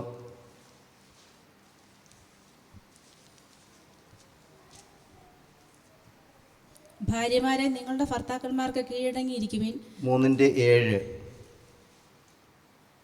അങ്ങനെ തന്നെ ഭർത്താക്കന്മാരെ നിങ്ങളുടെ പ്രാർത്ഥനയ്ക്ക് മുടക്കം വരാതിരിക്കേണ്ടതിന് വിവേകത്തോടെ ഭാര്യമാരോട് കൂടെ വസിച്ച സ്ത്രീജനം ബലഹീന പാത്രമെന്നും അവർ ജീവന്റെ കൃപയ്ക്ക് കൂട്ടവകാശികളെന്നും ഓർത്ത് അവർക്ക് ബഹുമാനം കൊടുക്കുവിൻ. നമ്മുടെ പരിമിതമായ സമയത്തിൽ പെട്ടെന്ന് ഞാനത് പറയാം. വളരെ കുറവുള്ള മുമ്പിൽ, പക്ഷേ നമുക്ക് അത്യാവശ്യമായിട്ട് പറയാവുന്ന ചിന്തിക്കേണ്ട കാര്യങ്ങൾ പറഞ്ഞു പോകുമെന്ന് ഞാൻ വിചാരിക്കുന്നു. നമ്മൾ ഈ വാചനങ്ങൾ വായിക്കുമ്പോൾ പുതിയ നിയമത്തിൽ അപ്പോസ്തലനായ പൗലോസും അതുപോലെ പത്രോസും ഇവർ രണ്ടുപേരും എഴുതുന്ന ആ എഴുത്തുകളിൽ, ആ വചനങ്ങളിൽ നമുക്ക് പൊതുവായ ചില കാര്യങ്ങളെ കണ്ടെത്താനായിട്ട് കഴിയുന്നുണ്ട്. ഒന്ന്, ഭാര്യയെ സ്നേഹിക്കുക എന്നുള്ളത് ഭർത്താവിൻ്റെ ഉത്തരവാദിത്വവും കീഴടങ്ങുകയും ബഹുമാനിക്കുകയും ചെയ്യുന്നത് ഭാര്യയുടെ ഉത്തരവാദിത്വം എന്ന രീതിയിൽ നമുക്ക് വായിക്കാൻ മനസ്സിലാക്കാൻ കഴിയും. കീഴടങ്ങുക എന്ന് പറയുന്നൊരു പ്രക്രിയ, കീഴടങ്ങുക എന്ന് പറയുന്നത് വളരെ സാവധാനതയോടെ മനസ്സിലാക്കേണ്ട ഒരു ആശയമാണെന്ന് എനിക്ക് തോന്നുന്നു. ഈ കീഴടങ്ങൽ എന്ന് പറയുന്നത് ബലമുള്ളവർക്ക് മാത്രം കഴിയുന്ന കാര്യമാണ്. ബലമില്ലാത്തവർക്ക് കീഴടങ്ങാൻ പറ്റില്ല. നമ്മളെ ഉള്ളിൽ ബലമുള്ള ഒരാൾക്ക് കീഴ്പ്പെടാനായിട്ട് കഴിയത്തുള്ളൂ. ഉള്ളിൽ ബലമില്ലാത്ത ആൾക്ക് കീഴ്പ്പെടല്ല, റെസിസ്റ്റ് ചെയ്യാനാണ് തോന്നുക. നമ്മുടെ ഉള്ളിൽ അടിമത്തം ഉണ്ടെങ്കിൽ നമ്മളെപ്പോഴും റെസിസ്റ്റൻസ് ഉണ്ടായിക്കൊണ്ടിരിക്കും. ഇസ്രായേൽ ജനത്തിന് സംഭവിച്ചതാണ്. ഒരിക്കലും മോശയ്ക്ക് കീഴ്പ്പെടാൻ കഴിയുമായിരുന്നില്ല. അത് കോരഹിൻ്റെ പുത്രന്മാർക്ക് പോലും അത് കഴിഞ്ഞില്ല, കീഴ്പ്പെടാൻ കഴിഞ്ഞില്ല. അത്രയും വലിയ അധികാരമായിരുന്നിട്ട് പോലും കീഴ്പ്പെടാൻ കഴിയാൻ വന്നതിന് കാരണം അവരുടെ ഉള്ളിൽ നിലനിൽക്കുന്ന അടിമത്തമാണ് അതിൻ്റെ കാരണം. നമ്മൾ ഒരു പന്ത്, ഒരു എന്താ പറയുക, ഒരു ബോൾ ഇങ്ങനെ പ്രസ് ചെയ്ത് വെച്ച് വയ്ക്കുകയും കുറച്ച് കഴിഞ്ഞിട്ട് കൈ എടുക്കുമ്പോൾ അതിൻ്റെ അതേ ബലത്തോടെ പുറത്തേക്ക് വരും. നമ്മൾ സപ്രസ് ചെയ്യുന്ന എന്തും അതിൻ്റെ കൈ എടുക്കുമ്പോൾ അല്ലെങ്കിൽ അതിൻ്റെ ആ ഫോഴ്സ് അതിനെ ഒപ്രസ് ചെയ്യുന്ന അല്ലെങ്കിൽ താഴ്ത്തുന്ന, അതിനെ അമർത്തി വയ്ക്കുന്ന ആ ബലം പിൻവാങ്ങി കഴിയുമ്പോൾ അതേ ബലത്തോടെ പുറത്തേക്ക് വരും. അത് മനുഷ്യ മനസ്സിന് ഈ പ്രത്യേകതയുണ്ട്. നമ്മുടെ ഉള്ളിൽ നമുക്ക് സ്വാതന്ത്ര്യമുണ്ടെങ്കിൽ നമുക്ക് കീഴടങ്ങാൻ ബുദ്ധിമുട്ടില്ല. അത് ബുദ്ധിമുട്ടുള്ള കാര്യമേ അല്ല. എനിക്ക് പ്രയാസമുണ്ടായിരുന്നു കീഴ്പ്പെടാൻ, എൻ്റെ പേരൻസിന് കീഴ്പ്പെടാൻ. ഒരു കാലഘട്ടത്തിൽ ഭയങ്കര ചോദ്യം ചെയ്യലുകാരനായിരുന്നു ഞാൻ. അധികാരങ്ങളോട് ടീച്ചേഴ്സിനെ ചോദ്യം ചെയ്യുന്ന ഒരു മനസ്സായിരുന്ന രീതിയുണ്ട്. പക്ഷേ സ്വാതന്ത്ര്യം എന്ന് പറയുന്ന ആശയം ഞാൻ മനസ്സിലാക്കി കഴിഞ്ഞപ്പോൾ എനിക്ക് കീഴ്പ്പെടാൻ ഒരു ബുദ്ധിമുട്ടുമില്ല. എൻ്റെ ഒരു അധികാരത്തിന് കീഴ്പ്പെടാൻ യാതൊരു ബുദ്ധിമുട്ടുമില്ല. അതെൻ്റെ ഈഗോയെ ബാധിക്കുന്നേയില്ല. എൻ്റെ ഏത് അധികാരത്തെയും, അത് ധാർമ്മിക അധികാരമാവട്ടെ, എസ്റ്റാബ്ലിഷ് ആയിട്ടുള്ള അധികാരമാവട്ടെ, കീഴ്പ്പെടാൻ എനിക്ക് ബുദ്ധിമുട്ടില്ല. എൻ്റെ ഉള്ളിലെ ആ അടിമത്തം എന്ന് പറയുന്ന സാധനത്തെ എപ്പോൾ എനിക്ക് പുറന്തള്ളാൻ കഴിയുന്നു അവിടെ മാത്രമേ എനിക്ക് കീഴടങ്ങാനുള്ള ശേഷിയുണ്ട്. പക്ഷേ ഇതെന്നെ പീഡിപ്പിക്കാൻ വരുന്ന എന്നുള്ള ബോധം നിൽക്കുന്നിടത്തോളം കാലം ഒരിക്കലും ഞാൻ കീഴ്പ്പെടാൻ എനിക്ക് കഴിയത്തില്ല. ഇതെന്നെ അടിച്ചമർത്തുന്നതാണ്, എന്നെ കീഴ്പ്പെടുത്താണ്. ഇതാണ് ഇസ്രായേൽ മക്കൾക്ക് സംഭവിച്ചത്. അവർക്കൊരിക്കലും മോശം കീഴ്പ്പെടാൻ കഴിയുമായിരുന്നില്ല. എപ്പോഴും പിറുപിറുപ്പ്, മറുതലിപ്പ്, എതിർപ്പ്, സംസാരങ്ങൾ. അതുകൊണ്ട് കോരഹിൻ്റെ പുത്രന്മാരും എന്ന് പറഞ്ഞത്, കോരഹും മക്കളും എന്ന് പറഞ്ഞു, ഞങ്ങളും ഇതൊക്കെ തന്നെയാണ്, ഞങ്ങൾക്കും ഇതൊക്കെ അറിയാം. കീഴ്പ്പെടാൻ പറ്റാതെ വരുന്നതിൻ്റെ ഒരു ബേസിക് കാരണം നമ്മുടെ ഉള്ളിൽ നാം എന്നോ സ്വീകരിച്ചു പോയ, എന്നോ നമ്മളെ കീഴ്പ്പെടുത്തിയ കീഴ്പ്പെടുത്തലുകളാണ്. നമ്മുടെ ഹൃദയത്തിൽ, നമ്മുടെ മനസ്സിൽ അടിച്ചമർത്തലുകൾ നമ്മൾ നേരിട്ടയാളാണെങ്കിൽ നമുക്ക് ഒരാൾക്കും കീഴ്പ്പെടാൻ കഴിയില്ല. പക്ഷെ മനസ്സിൻ്റെ സ്വാതന്ത്ര്യമുള്ള ഒരാൾക്ക് കീഴ്പ്പെടാൻ കഴിയും. ക്രിസ്തു നമ്മളെ സ്വതന്ത്രരാക്കുമ്പോൾ എന്താണ് സംഭവിക്കുകയെന്നറിയാമോ? നമ്മുടെ ഉള്ളിലെ സ്വാതന്ത്ര്യബോധം ഉയർന്നു വരിക. സ്വാതന്ത്ര്യബോധമുള്ള ഒരാൾക്ക് എവിടെ കുമ്പിടാനും എവിടെ കീഴ്പ്പെടാനും ബുദ്ധിമുട്ടില്ല. അപ്പം നമ്മൾ മനസ്സിലാക്കുക, നമുക്ക് കീഴ്പ്പെടുക എന്ന് പറയുന്നത് ഭാര്യയ്ക്ക് ഭർത്താവിന് മാത്രമല്ല, ഏത് സംവിധാനങ്ങൾക്ക് കീഴ്പ്പെടാനുള്ള ഒരു ശേഷി നമ്മൾ ഉണ്ടാക്കിയെടുക്കണം, ഏത് സംവിധാനത്തിനും. അതുകൊണ്ടാണ് മാനുഷിക അധികാരങ്ങൾക്ക് കീഴ്പ്പെടുമെന്ന് പത്രോസിന്റെ ലേഖനത്തിൽ നാം കാണുന്നത്. അപ്പോൾ കീഴ്പ്പെടുക എന്ന് പറയുന്നത് ഒരു അഡ്ജസ്റ്റ്മെന്റ്, എന്നാൽ അതിൻ്റെ മുമ്പുള്ള വാക്യം നിങ്ങൾ വായിച്ച്, ക്രിസ്തുവിൻ്റെ ഭയത്തിൽ അന്യോന്യം കീഴ്പ്പെടുവിൻ. അപ്പോൾ അന്യോന്യം എന്ന് പറയുന്ന ആശയത്തിൻ്റെ ഉപോൽപ്പന്നമാണ് ഈ കീഴ്പ്പെടൽ. നമ്മൾ അങ്ങും ഇങ്ങും കീഴ്പ്പെടുക. അതാണ് ഞാൻ പറഞ്ഞത്, ഇത് പുരുഷന് സ്ത്രീക്ക് കീഴ്പ്പെടാനോ സ്ത്രീക്ക് പുരുഷന് കീഴ്പ്പെടാനോ പറ്റും എപ്പോൾ നമ്മുടെ ഉള്ളിൽ ഫ്രീഡം ഉള്ളപ്പോൾ. ഒരു തെറ്റ് അംഗീകരിക്കാൻ പറ്റും, മറ്റേയാൾ പറയുന്നത് ശരിയെ ഉൾക്കൊള്ളാൻ കഴിയും. ഇതൊക്കെ കഴിയണമെങ്കിൽ നമ്മുടെ ഉള്ളിലെ സ്വാതന്ത്ര്യം ബലപ്പെട്ടിരിക്കണം. രണ്ടാമത്തെ കാര്യം, സ്ത്രീയെ സ്നേഹിക്കുക അല്ലെങ്കിൽ ഭാര്യയെ സ്നേഹിക്കുക, ക്രിസ്തു സ്നേഹിച്ച പോലെ സ്നേഹിക്കുക എന്ന് പറയുന്ന സ്നേഹത്തിൻ്റെ ഉത്തരവാദിത്വം പുരുഷനുണ്ട്. ഇത് അടുത്ത ഫോർമുലയാണ്. ഈ ഫോർമുലയിൽ അടുത്ത ഭാഗമാണ്. ഈ അന്യോന്യത്തിനകത്ത് അതാണ് കുടുംബത്തിൻ്റെ ഹസ്ബൻഡ് വൈഫ് റിലേഷൻഷിപ്പ് നിലനിൽക്കുന്നത്. ഈ അന്യോന്യത്തിലാണ്. ഇത് ശരിയായി പരിപാലിക്കപ്പെടുകയും മനസ്സിലാക്കുകയും ചെയ്യുന്നിടത്താണ് ഇത് നിലനിൽക്കുക. സ്നേഹിക്കുക എന്ന് പറയുന്നതും കീഴ്പ്പെടുക എന്ന് പറയുന്നതും പരസ്പരം പൂരകമാണ്. സ്നേഹിക്കുന്ന ഒരാൾക്ക് കീഴ്പ്പെടാൻ ആർക്കും ബുദ്ധിമുട്ടില്ല, കീഴ്പ്പെടുന്ന ഒരാളെ സ്നേഹിക്കാൻ ആർക്കും ബുദ്ധിമുട്ടില്ല. ഇത് പരസ്പര പൂരകങ്ങളായ ആശയങ്ങളാണ്. എനിക്ക് കീഴ്പ്പെടുന്ന ഒരാളെ സ്നേഹിക്കാൻ എനിക്ക് ആരും ബുദ്ധിമുട്ടുമില്ല. അതുപോലെ തിരിച്ചും സ്നേഹിക്കുന്ന ഒരാൾക്ക് കീഴ്പ്പെടാൻ ബുദ്ധിമുട്ടില്ലാത്ത പോലെ തന്നെ കീഴ്പ്പെടുന്ന ഒരാളെ സ്നേഹിക്കാനും ബുദ്ധിമുട്ടില്ല. അതുകൊണ്ട് ഇത് പരസ്പര പൂരകങ്ങളാണ്. ഇത് മനസ്സിൻ്റെ നമ്മുടെ മാനസിക തലങ്ങളിൽ പ്രയാസമുണ്ടാകാത്ത ഒരു ഫോർമുലയാണ് ദൈവജനം നമ്മളോട് പറയുന്നത്. അതുകൊണ്ട് ഭാര്യയെ സ്നേഹിക്കാൻ പുരുഷന് കഴിയണം, അതിൽ ഭർത്താവിനെ കീഴ്പ്പെടാനും ബഹുമാനിക്കാനും ആർക്ക് കഴിയണം? ഭാര്യയ്ക്കും കഴിയണമെന്ന് നമ്മോട് വായിക്കുന്നു. അതുതന്നെയാണ് ഇവിടെ പത്രോസും വിശാലമായിട്ട് എഴുതിയിട്ടുള്ളത്. അദ്ദേഹം വേറൊരു കാര്യം കൂടെ അവിടെ ആഡ് ചെയ്യുന്നുണ്ട്. അത് നമുക്കിങ്ങനെ മനസ്സിലാകുന്നത്,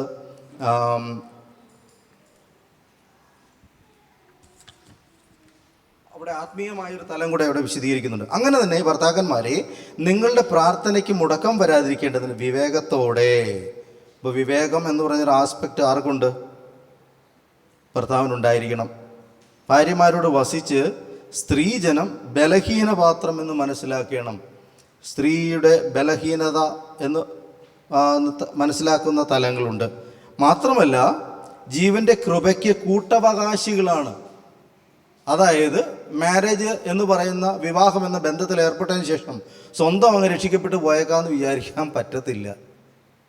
കൃപയുടെ കൂട്ടവകാശികളാണ്, ജീവൻ്റെ കൂട്ടവകാശികളാണെന്ന് പരസ്പരം മനസ്സിലാക്കാനുള്ള ദൈവിക വചനജ്ഞാനമുണ്ടാകണം. ഒരാൾക്ക് ഒരാളെ തള്ളിക്കളയാൻ പറ്റില്ല.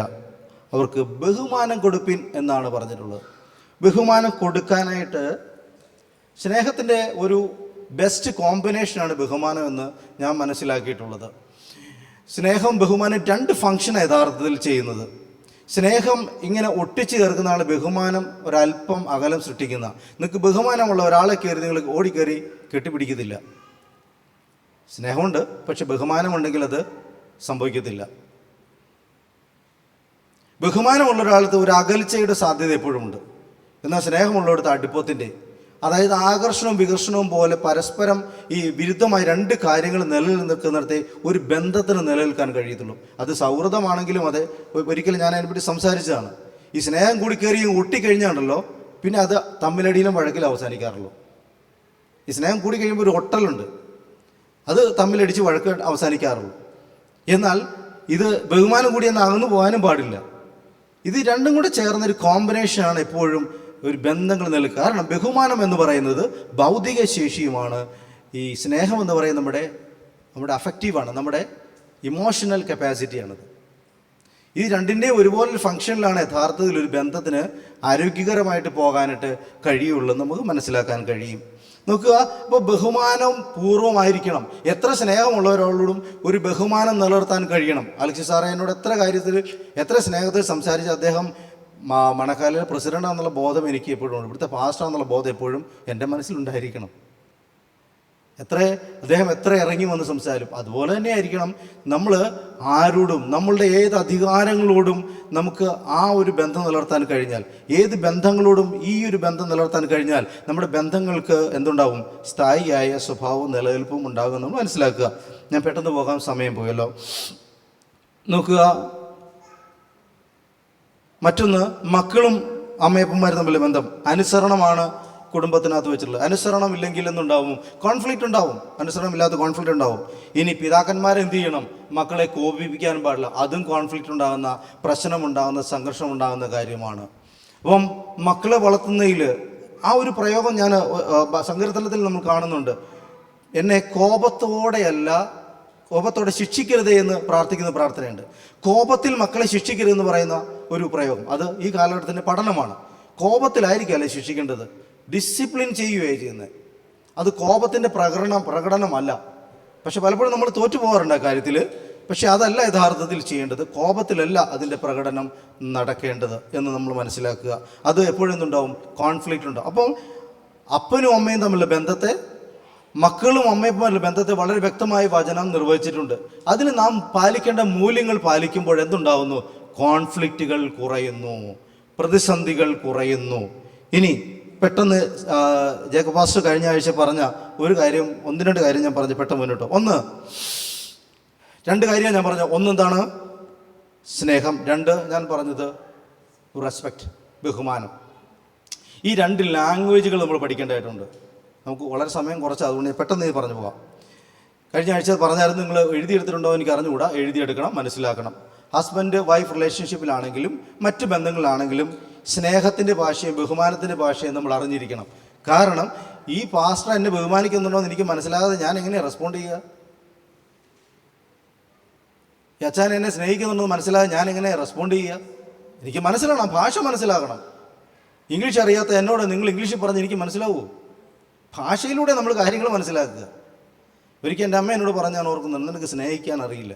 ശരി, എനിക്ക് കമ്മ്യൂണിക്കേറ്റ് അറിയില്ലായിരുന്നു, ആ സ്നേഹം പ്രകടിപ്പിക്കാൻ അറിയില്ലായിരുന്നു ആ കാലത്ത്. യാഥാർത്ഥ്യമാണത്. ഇപ്പം നമുക്ക് നമ്മുടെ ഉള്ളിലുള്ള സ്നേഹത്തെയോ ബഹുമാനത്തെയോ പ്രകടിപ്പിക്കാൻ പഠിച്ചിരിക്കണം, മനസ്സിലാക്കിയിരിക്കണം. മറ്റൊരാൾ എങ്ങനെയാണ് ചെയ്യുന്നതെന്ന് മനസ്സിലാക്കാൻ കഴിയണം. അതുകൊണ്ടാണ് ഭാഷ പ്രധാനമായിട്ട് മാറുന്നത്. ഒന്നാമത്തേത് വേർഡ്സ് ഓഫ് അഫർമേഷൻ, അതായത് നമ്മൾ സ്നേഹത്തിൻ്റെ വാക്കുകളിലൂടെ ചില സ്നേഹം പ്രകടിപ്പിക്കുക.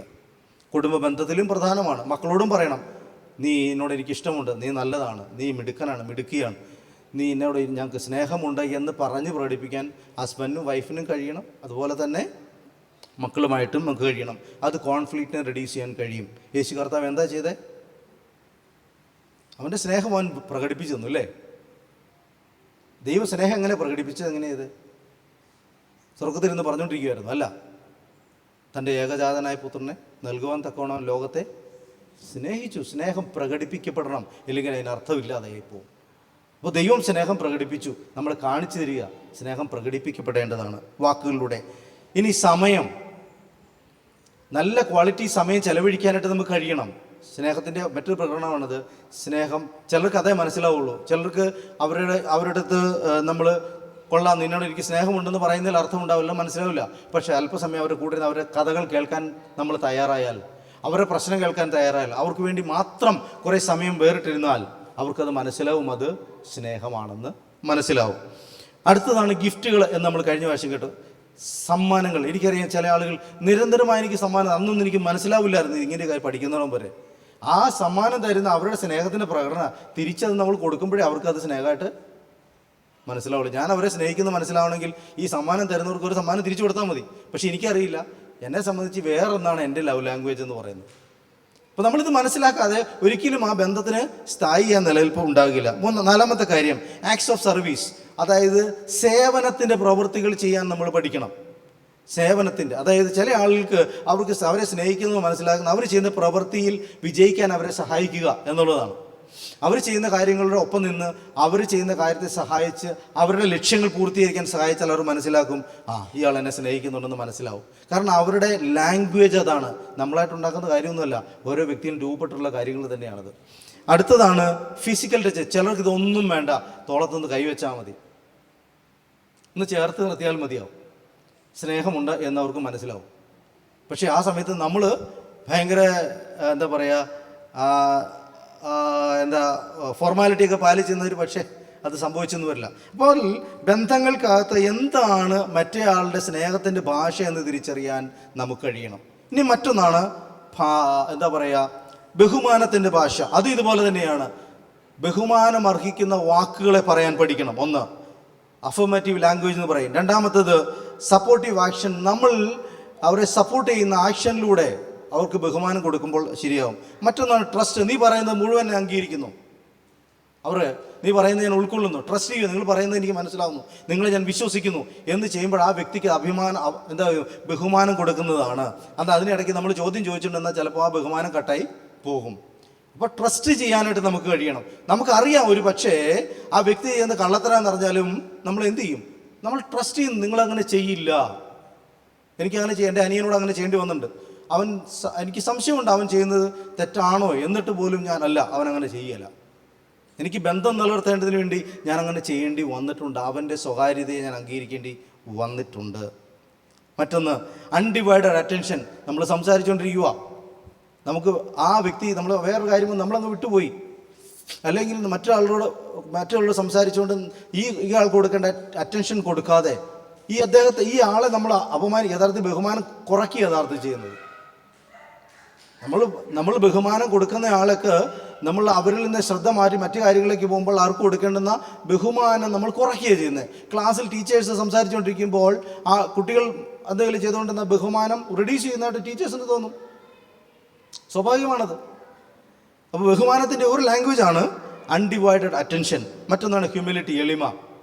നാം ബഹുമാനിക്കേണ്ട ആളുകളുടെ മുമ്പിൽ നമുക്ക് എളിമയോടെ നിൽക്കാൻ കഴിയുന്നെങ്കിൽ അത് പ്രധാനമായിട്ടും ആ റെസ്പെക്റ്റിൻ്റെ ബഹുമാനത്തെ കാണിക്കാൻ കഴിയുന്ന കാര്യമാണ്. ഞാനിവിടെ അവസാനിപ്പിക്കാൻ, നമ്മുടെ സമയം തീർന്നു.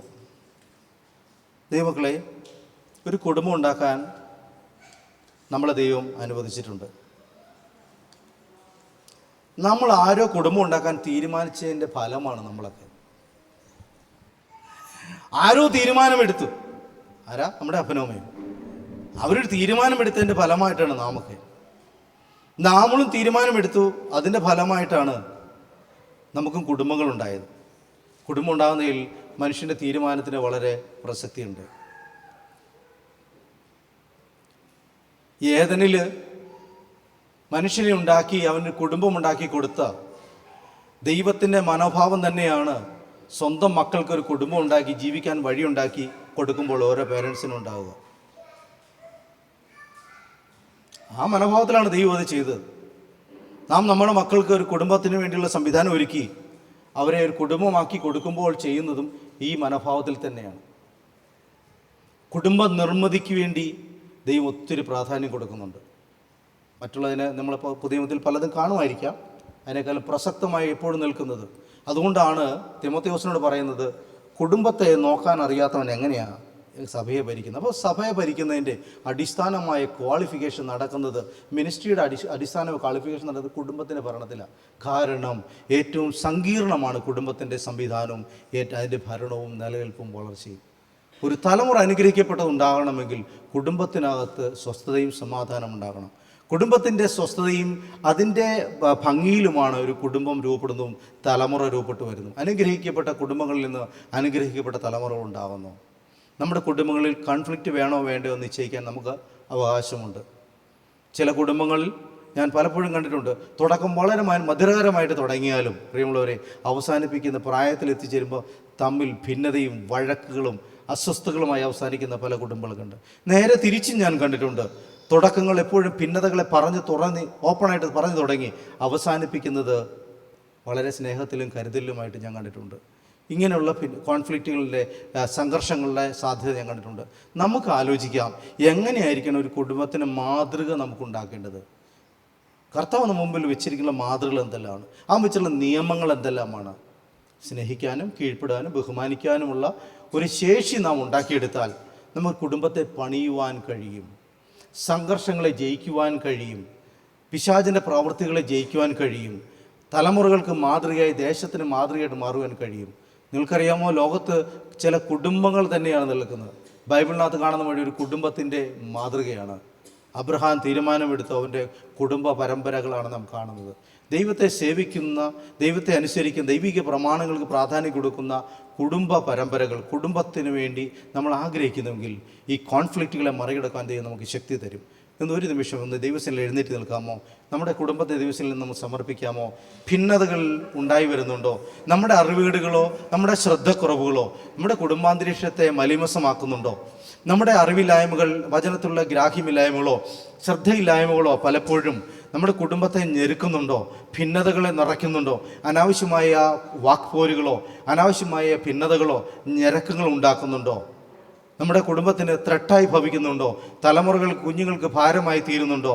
അത് ദേശത്തിൽ മറ്റുള്ളവർക്ക് ഒരു മാതൃകക്കേടായി മാറുന്നുണ്ടോ? ഇതെല്ലാം ദൈവസേനയിൽ നമുക്ക് ചോദിക്കാം. കർത്താവേ, എനിക്ക് കെട്ടുറപ്പുള്ള ഒരു കുടുംബത്തെ തരണമേ എന്ന് ദൈവസേനയിൽ പ്രാർത്ഥിക്കാം. ഒരു നിമിഷം എല്ലാവരും കണ്ണുകളെ അടച്ച് കർത്താവിനോടൊന്ന് പ്രാർത്ഥിച്ച്. ഹല്ലേലൂയ. നമുക്ക് ദൈവം എത്രത്തോളം വളരുവാൻ ദൈവം ഇടയാക്കി, എത്രത്തോളം എത്തുവാൻ സഹായിച്ചു. എത്രയോ കുടുംബങ്ങൾ തകർന്ന് വീണ് കിടക്കുമ്പോൾ, എത്രയോ പേർ പ്രതിസന്ധികൾ കടന്നു പോകുമ്പോൾ നമ്മളെ അതിനെ മറികടക്കുവാൻ ദൈവം സഹായിക്കുന്നു. അതിന് നടുവിൽ നമ്മൾ ജീവിക്കുവാനായിട്ട് ദൈവം നമുക്ക് പ്രേരണ തരുന്നു. ഹല്ലേലൂയ. എത്ര പേർ ആത്മഹത്യകളുടെ പ്രശ്നങ്ങളിലൂടെ കടന്നുപോയി, എത്ര കുടുംബ പ്രശ്നങ്ങൾ ഈ ലോകത്തുണ്ടാകുന്നുണ്ട്. അവിടെ എല്ലാം കർത്താവ് നമ്മളെ താങ്ങി നിർത്തുന്നു. പ്രതിസന്ധികൾ ഉണ്ടായിട്ടുണ്ട് എന്തെന്നല്ല, നമ്മുടെ കോൺഫ്ലിക്റ്റ് ഉണ്ടായിട്ടുണ്ട് ഇല്ല എന്നല്ല, നമ്മുടെ ഇടയിൽ പ്രശ്നങ്ങൾ ഇല്ല എന്നർത്ഥമില്ല. പക്ഷേ അതിനെല്ലാം മടുവിൽ നിൽക്കുവാനായിട്ട് ദൈവത്തിൻ്റെ പരിശുദ്ധാത്മാവ് നമ്മളെ സഹായിക്കുന്നുണ്ട്. ഇന്ന് പൽക്കാലം നമ്മുടെ കുടുംബത്തെ, നമ്മുടെ കുഞ്ഞുങ്ങളെ, നമ്മുടെ കുടുംബ സംവിധാന ദൈവസേനയിൽ സമർപ്പിച്ച് പ്രാർത്ഥിക്കാം. ഹല്ലേലൂയ.